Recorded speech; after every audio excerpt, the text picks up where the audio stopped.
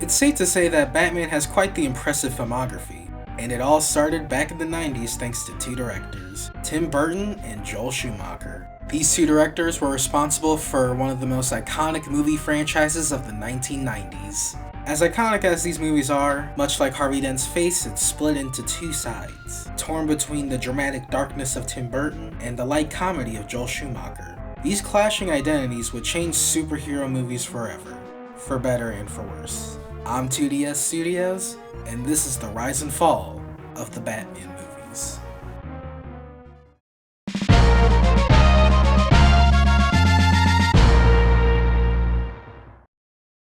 You wouldn't hit a guy with glasses on, would you? Huh? Batman was released in 1989 by director Tim Burton and distributed by Warner Bros., starring Michael Keaton, Kim Basinger, Michael Gough, and Jack Nicholson. Vicky Vale is a reporter wanting to learn more about Gotham's mysterious vigilante Batman. Batman is our main character, and under the cowl is none other than famous billionaire Bruce Wayne. When Bruce was a kid, his parents got shot by a mugger with a creepy smile. Fast forward to the future, Batman stops a bunch of guys from breaking into a chemical plant, but one of them falls into acid and becomes one of the most iconic villains of all time, the Joker. Joker comes up with a plan to infect the city with Smilex, a chemical and hygiene products that gives the phrase "die with a smile" a new meaning, and it's up to Batman to stop him. After all these years, this film has aged like a fine wine. I absolutely love it. I'm still working on a Batman ranking, but the Burton movies are always gonna be some of my favorites. This first film is absolutely iconic, and it truly redefined Batman as we know him in the mainstream. Back when this film first came out, people were really nervous about it being darker and more comic accurate because the most mainstream version of Batman that people knew of was the Adam West show, known for being a lot sillier and campier. So for Warner Brothers, it was a pretty big risk, and it paid off big time. As well as the casting as Michael Keaton. People were also nervous about him because he was seen as mostly a comedic actor at the time, and now he's often considered one of the best actors to ever play Batman. And Jack Nicholson is probably one of the most perfect Jokers of all time. To this day, he's one of the best, and a strong start for cinematic adaptations of the character. Tim Burton's dark style fits the atmosphere of Gotham and the story absolutely perfectly. I love it. Everything about the aesthetics and costumes of this movie are just so iconic. I love the Batsuit, only problem is that he can't really turn his neck, but it looks cool, and the setting of Gotham City is perfect. They absolutely nailed the gritty, dark noir aesthetic. Admittedly, I'm a little iffy on Joker being the guy that kills Batman's parents. I kind of prefer when it's just like a random criminal. That and Batman killing criminals is, a big no-no, but something about Joker's death in this movie is just really poetic, and I kind of like it for that. I really like how they were able to perfectly balance the darkness with some of the comedy in this movie. Especially with Joker, with him being the right amount of intimidating, but still funny in a dark humor kind of way. Oh, there'll be a hot time in the old town tonight.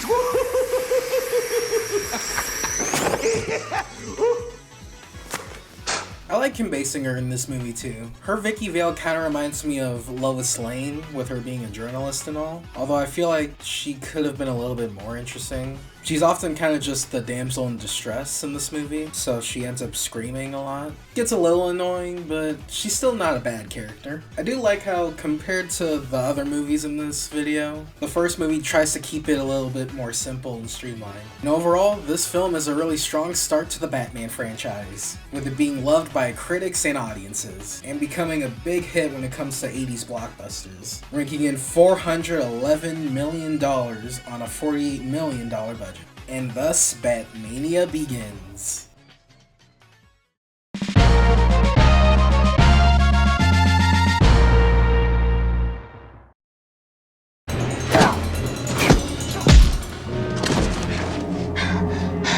How could you?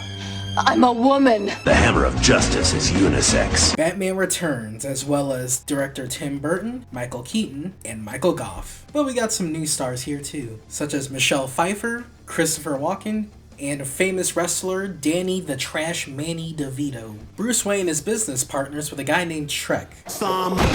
No, not that one. He's working on a power plant to help Gotham City, except it actually sucks energy instead of giving energy, which will make him more money. Selina Kyle, his assistant, catches on to this and is ready to expose him, but when Shrek catches her in the act, she gets pushed out a window to her death. But everyone knows that cats have 9 lives, as she becomes Catwoman. The Penguin is an orphan who was abandoned by his family for being a creepy, evil demon baby, and he uses his tragic backstory to run for mayor of Gotham. But Bruce senses something a little fishy about this Penguin fellow. Probably just his breath. Penguin, Batman, and the Catwoman eventually run into each other, as Batman and Catwoman begin to spark an interesting relationship, both in and out of the mask. Bruce Wayne starts to learn more about these two individuals, as Catwoman and the Penguin team up for revenge.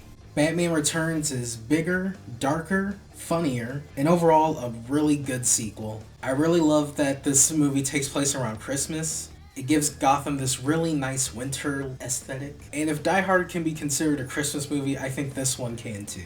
Tim Burton really went all out with the visuals in this one, and especially with the darker story, which is where the characters really start to shine. Danny DeVito is so perfect as Penguin that you forget that it's him under that costume. Like, when I look at him, I don't see Danny DeVito, I just see Penguin. I feel like that's something the Burton movies really got right with their villains, and Batman himself. And probably the biggest standout character in this film was Catwoman. Fitting that Selina Kyle of all characters is the one that steals the show, and is easily the best love interest to Bruce Wayne. And Christopher Walken is just being Christopher Walken, and I would not want it any other way. Bruce Wayne, why are you dressed up like Batman? Because he is Batman, you moron. When this movie first came out, there was a small bit of controversy regarding the film being seen as too dark for kids. Although the thing about this movie being darker than the first is something I'm not really against. I mean, it is a Tim Burton movie, and he did get a lot more creative control with this one, because Warner Bros. Trusted him after the first film was a hit. But even then, when you compare this one to the first one, yeah, the tone is consistent, so it makes sense for them to go bigger and darker for the sequel. I mean, you wouldn't want a sequel to be a toned-down version of its predecessor, would you? I'm sure this controversy isn't anything too important. After all, critics and audiences were generally positive, and this film ended up getting $266 million on an $80 million budget. Granted, not as big as the first movie, but still pretty good. Also, between the two Burton movies, it's hard for me to think of which one's the best. I kind of like the more streamlined and simple story of the first one, but I also really love the characters and aesthetic of the second film. But at the end of the day, despite the dark tone, the future of the franchise looks pretty bright.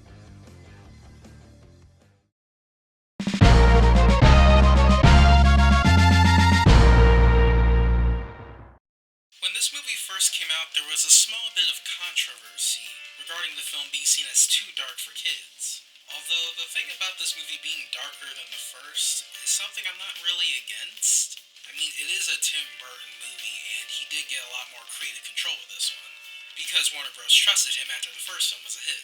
But even then, when you compare this one to the first one, yeah, the tone is consistent, so it makes sense for them to go bigger and darker for the sequel. I mean, you wouldn't want a sequel to be a toned-down version of its predecessor, would you? I'm sure this controversy isn't anything too important.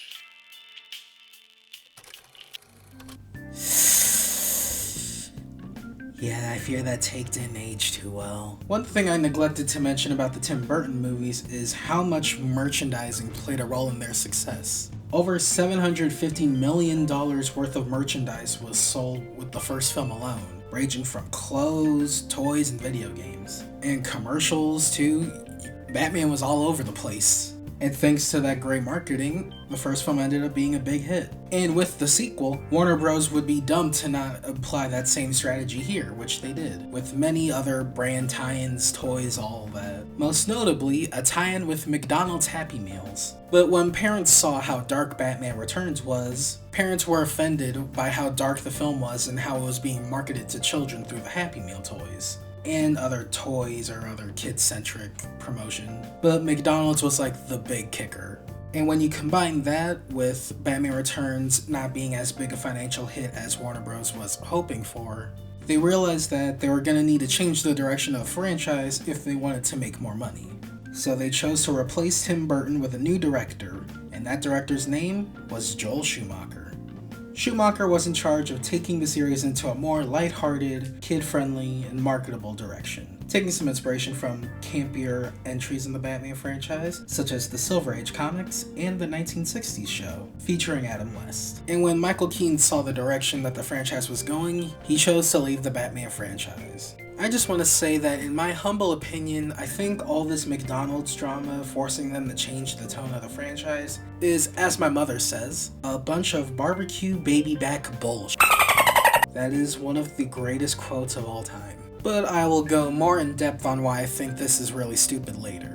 Unfortunately, Batman isn't the only franchise that dealt with something like this in the 90s. The first Ninja Turtles movie was deemed too violent for kids by dumb parents in the 90s too, which resulted in them making the sequels less violent and more like the 80s cartoon. I think a big reason why parents were so offended by this is because when parents at that time thought of Batman, they probably thought of the 60s show, which was more lighthearted. But the Burton films were the exact opposite of that, with their whole point being to make an adaptation of the original darker tone of the comics, before the Adam West and Silver Age era. Also, if you're gonna complain about the tone for Batman Returns, then the same should go for the first Batman movie, but no one complained about the dark tone and marketing to kids then, so why is it a problem now? Like, it feels weird to only point this out now. Heck, both Batman movies are rated PG-13, so you could argue that it's the parents' fault for not reading the ratings. I just think it's funny when we try to make franchises more kid-friendly, when in reality we're trying to make them more friendly to sensitive parents as opposed to the actual kids. I mean, me personally, I grew up with Coraline as a kid, and that movie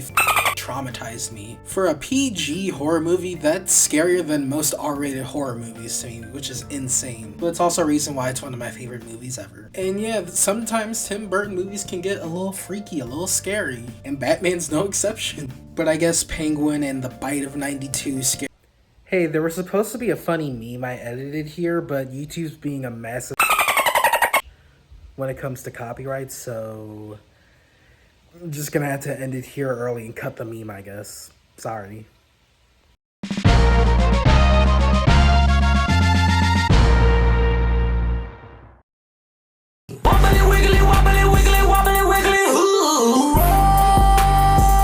Batman Forever, the first Batman film directed by Joel Schumacher, with Tim Burton as a producer, starring Val Kilmer, Chris O'Donnell, Jim Carrey, Tommy Lee Jones, Nicole Kidman, and Michael Goff. Two-Face is responsible for the death of Dick Grayson's parents, who were circus performers, and now Bruce Wayne takes him under his wing and trains him to become his new sidekick Robin and get revenge for his family's death. Edward Nygma is a scientist for Wayne Tech, whose device that's able to read minds gets rejected and then becomes the Riddler, teaming up with Two-Face, and he uses his device to track down who Batman is. And because Bruce is required to have one blonde love interest per movie, Bruce is now dating Chase Meridian, an incredibly horny psychologist who wants to get under Batman's cape. Hell, she uses the bat signal as a booty call at one point. But when Chase isn't trying to hook up with Batman, she helps Bruce go over his childhood trauma as he starts getting flashbacks, and he starts to question whether or not being Batman is a curse or not.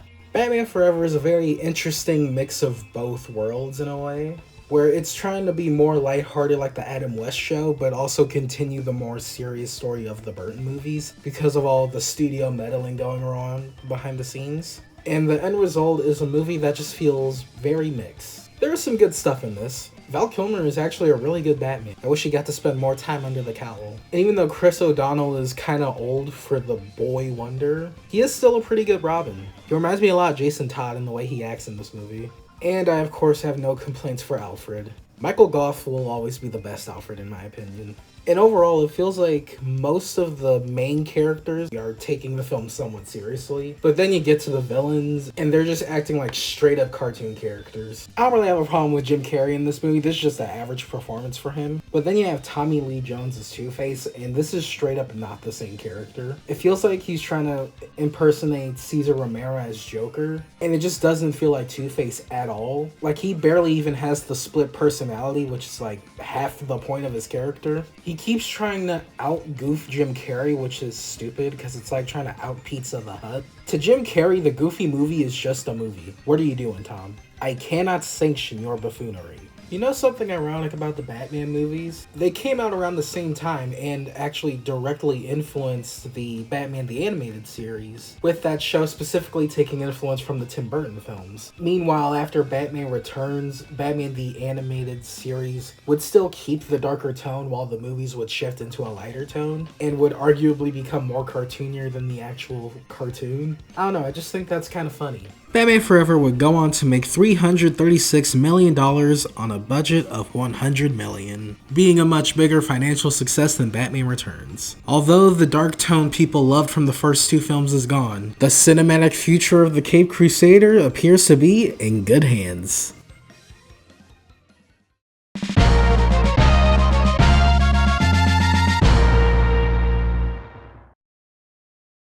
$3 million, $4 million, $7 million. Never leave the cave without it. A bad credit card, you Alright, let's get this over with. Batman and Robin was released in 1997 and directed by Joel Schumacher. And if you're a Val Kilmer fan, sorry, but he got replaced by George Clooney for this one. But the rest of the cast is still the same, albeit with some newcomers. We have Michael Goff, Chris O'Donnell, Alicia Silverstone, Uma Thurman, Robert Swenson, and Arnold Ice Puns Schwarzenegger. In this movie, the Iceman cometh. Mr. Freeze steals diamonds so he can freeze over Gotham City and cure his terminally ill wife. But then Poison Ivy gets plant powers, so they team up despite having completely different motivations to take over Gotham. And Batman has a hard time trusting Robin because he's a loose cannon. But with Poison Ivy's powers of seduction, she starts to tear the team apart through her womanly charms. Also, Alfred has a granddaughter who is supposed to become Batgirl for some reason. The story for this movie was a complete afterthought because Warner Bros. Was concerned with selling toys, to the point where they had a lot of toy companies involved in the pre-production phase, so they made most of the creative decisions for this movie. Hence the reason why there's so many characters, and also why Poison Ivy switch outfits every 5 minutes. The story feels extremely rushed, which it pretty much was because Warner Bros. Decided to not only prioritize toy making over making a good movie, they also fast-tracked the production so it could be done in 2 years instead of the usual 3-year gap between films. This movie just feels overstuffed with stuff that just does not need to be here. Like, Batgirl basically has nothing to do for most of the film until the last third. Bane is also in this movie, but he's so dumbed down that it might as well just be a different character. The whole point of Bane was that he was brains and brawn, but now they just got rid of the brains. And the titular Batman and Robin are extremely annoying in this one, with Robin being a whiny Dick Grayson, and George Clooney being the worst Batman and also a bobblehead. Seriously, why is his head always shaking when he talks? Batman Forever had its goofy moments, but it still tried to take itself a little bit more seriously like the other two movies. But then we get to this one, and this feels like a bigger tonal shift than even Batman Forever, because they just went all in with the campiness and goofiness to the point of it just being a full-on Adam West. And it just feels completely unrecognizable to where we started from with the first movie. But nah, Warner Bros. Had to keep it kid-friendly so they can make more money. And how did that pan out? What is this shit? What's going on? Why don't they like it? We spent $250 million on this. Batman and Robin is infamous for how it was absolutely despised by critics and audiences. To this day, it's regarded as one of the most hated, and sometimes even one of the worst superhero movies of all time. And it absolutely bombed financially, only making $238 million on a $160 million budget. Ever since its release, this movie's been nothing but a laughingstock, to the point where the directors and actors apologize for this movie. All except for Uma Thurman, which, given that Poison Ivy is the best part of this movie, she has nothing to apologize for. It should have been me, not him! It's not fair! Hi, I'm 2DS Studios, also known as Damari. In case you don't know, I'm something of an artist. In fact, I designed this logo on my shirt and all the art you see on my YouTube channel. And now I can design art for you, because I do commissions. Allow me to walk you through the commission process. Step 1. Send a request via the Google form in my link tree. It should be the first one you see. Make sure to read through all of the rules thoroughly and fill it out completely. Step 2. We'll continue communication and other things in my Instagram or other form of communication. Step 3. I'll send updates as I'm working on the commission and they'll be watermarked so no thieves try to steal my hard work. And step 4. I'll send you the finished product and remove the watermark once Cash App payment is complete. Prices will range from $30 to $50 depending on the complexity of the drawing. More complex designs will cost more than simpler art, and payment is done at the end of the commission process. Only through Cash App. I can draw original characters, video game characters, TV show characters, movie characters, your favorite celebrities. I can even draw you. I can draw almost anything. GS Studios will not be drawing nudity, porn, overcomplicated designs, gore, fetish art, hate speech, such as racism, homophobia, sexism, etc., controversial figures, or realism. Here's some of my work with reviews from previous customers. And if you're interested in getting your very own commission, hop on over to my socials and get yours today. This is how it happened. This is how the Batman died. Riddle me this, riddle me that. What killed the movies based on the Bat? The answer comes in 3 steps. First, and is probably the most obvious to y'all, Batman and Robin. But to be honest, we should cut Batman and Robin some slack. It is not the only reason why this franchise died, although it is a very big reason. Batman and Robin was essentially the final nail in the coffin, because a lot of the problems with Batman and Robin have actually been building up for years at this point, mainly tracing back to Batman Forever. Batman and Robin is basically Batman Forever, but take all of the good stuff from that movie out and make the worst stuff twice as bad by doubling down on the super goofy, lighthearted tone and barely being able to take itself seriously for even a little bit. And even when it does, it feels out of place. And the less we have to talk about the bat nipples, the better. So clearly it must be Joel Schumacher, right? I mean, he did direct both of those movies. Well, yes, but actually no. Joel made some creative decisions for the Batman movies that were divisive to say the least. But it wasn't entirely his fault. He had to deal with a lot of studio mandates to keep the movies more kid-friendly and to steer away from the darker Tim Burton direction, after the whole McDonald's controversy with Batman Returns. So it seems that the fall of Batman films was caused by 2 things: studio meddling and capitalism. And it just makes the whole 90s franchise as a whole feel inconsistent, especially when watching all 4 of these movies back to back. Batman Forever changed so much due to the controversy of Batman Returns that it almost feels like it's supposed to be a reboot. It's so hard to believe that all 4 of these movies are supposed to be in the same canon. Feels like watching the Sam Raimi Spider-Man movies and the Andrew Garfield Spider-Man movies, but then being told they take place in the same universe, even though it's pretty much nothing like the previous movies. And all Warner Bros. Did with the corporate meddling was it made both of Schumacher's films worse compared to Burton's. People still talk about the Burton Batman films in high regard because they treated Batman with respect, like any good adaptation should.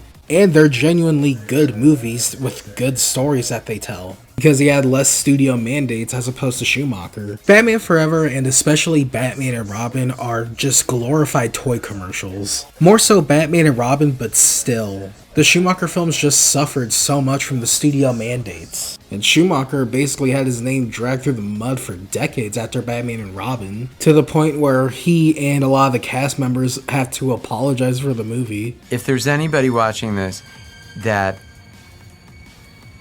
let's say, loved Batman Forever and went into Batman and Robin with great anticipation, if I disappointed them in any way, then I really want to apologize, because it wasn't my intention.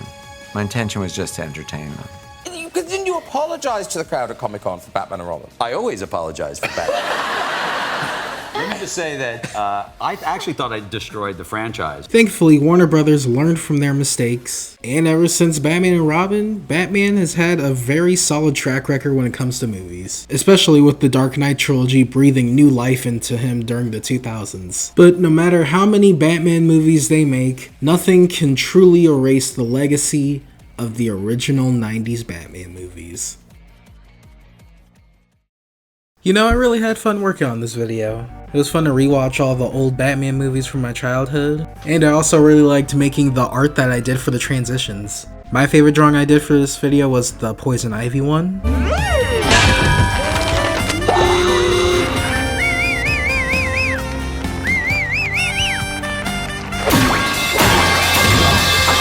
And if you liked this video and the drawings, make sure to like and subscribe for more. And if you're interested in getting a drawing like this from me, I do commissions on my socials, and the link is in the description. Thank you all so much for watching this video. This has been 2DS Studios, and until next time, stay tuned and stay cool.